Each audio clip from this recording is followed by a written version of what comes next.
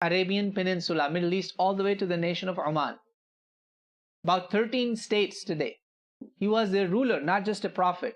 Remember King David and Solomon? Prophet, what? Our prophet, Prophet Muhammad, the humanity's prophet. He's not only a prophet, but also a just ruler.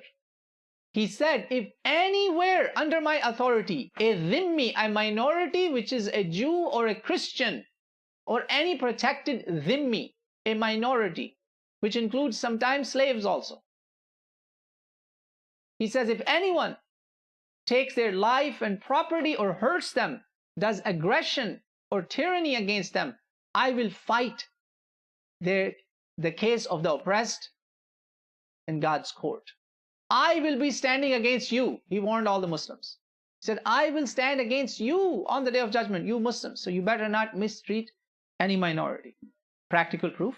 Does it just sound like